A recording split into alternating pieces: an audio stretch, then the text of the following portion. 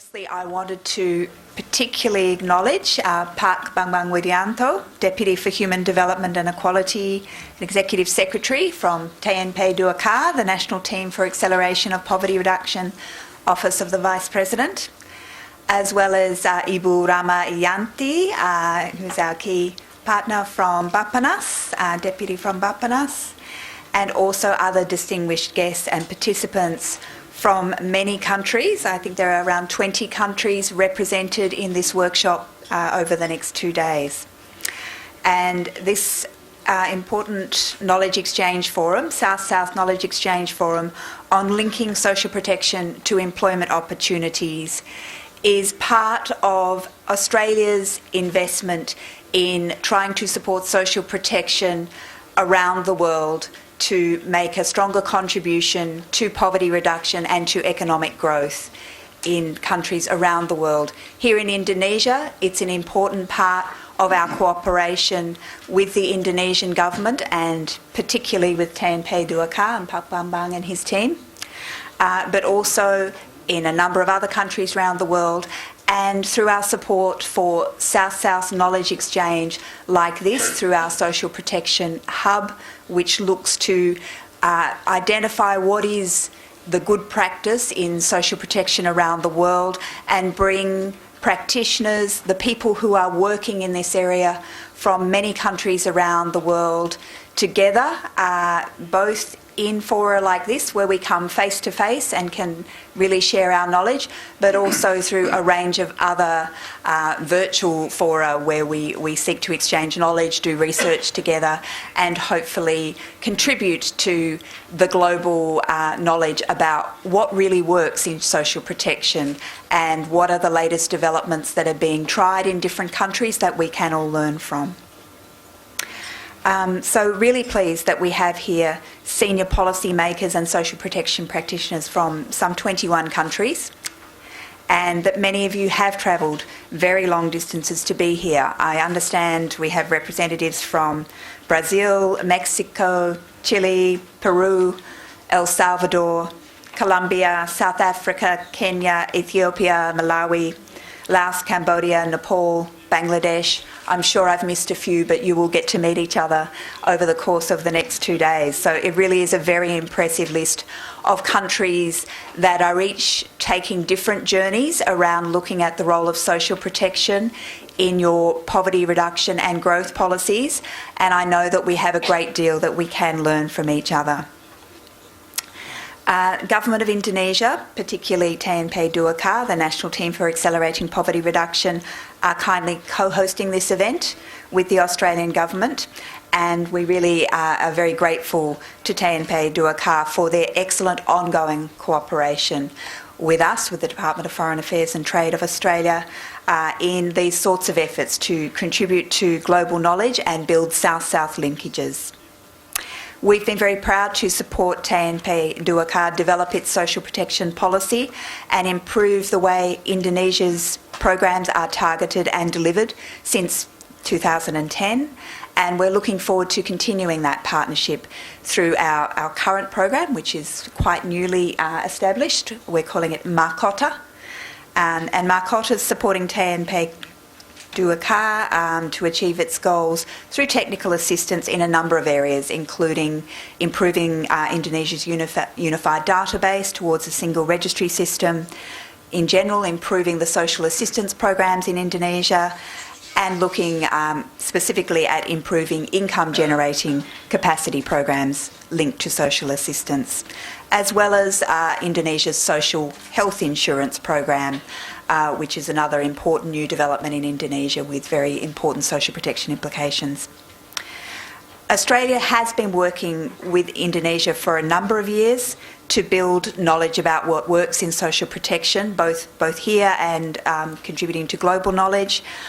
Between 2013 and 2015, our Social Protection Hub organised 10 knowledge dissemination events here in Indonesia, including events for journalists, local government and parliamentarians to help bring a range of people into the conversation about what works in social protection. I'm also very pleased to acknowledge German development cooperation through the GIZ program. Global Alliances for Social Protection have made a very generous contribution to this event by supporting participants from Latin America and Malawi to attend, which has been particularly useful in enabling the very substantial participation from Latin American countries, which is so useful for us in this part of the world to learn from the experiences which have been very pioneering in many cases from Latin American countries and from Africa also. I'm sure I don't need to tell the participants in this room about how social protection has evolved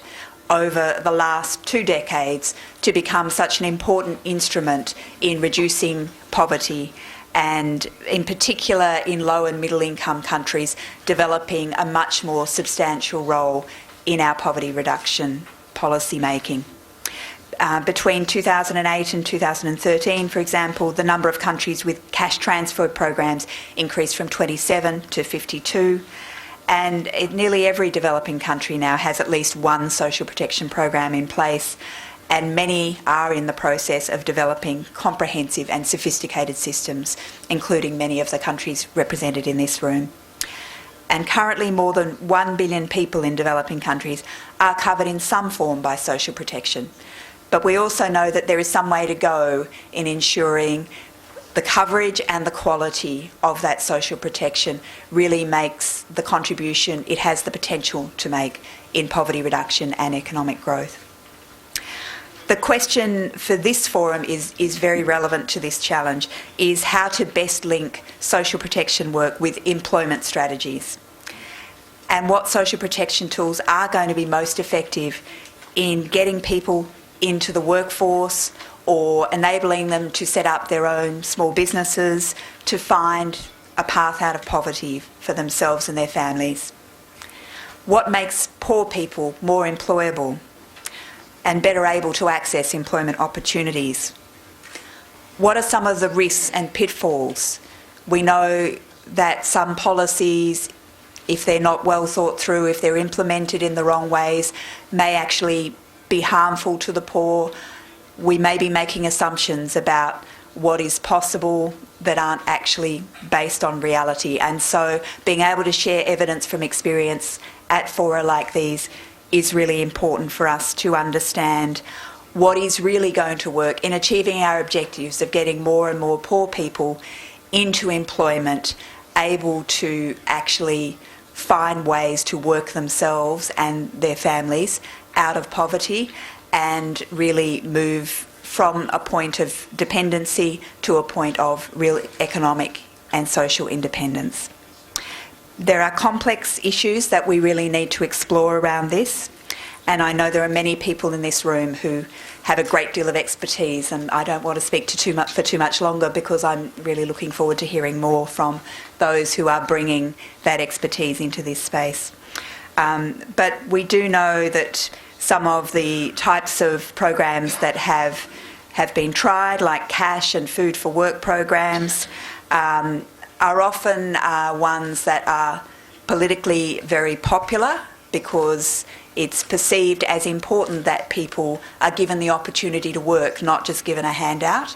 But we also know sometimes they haven't been as successful as they could be. Sometimes the work that people are given in return for cash is not meaningful work, is not actually contributing to the community. So learning some of those lessons is important.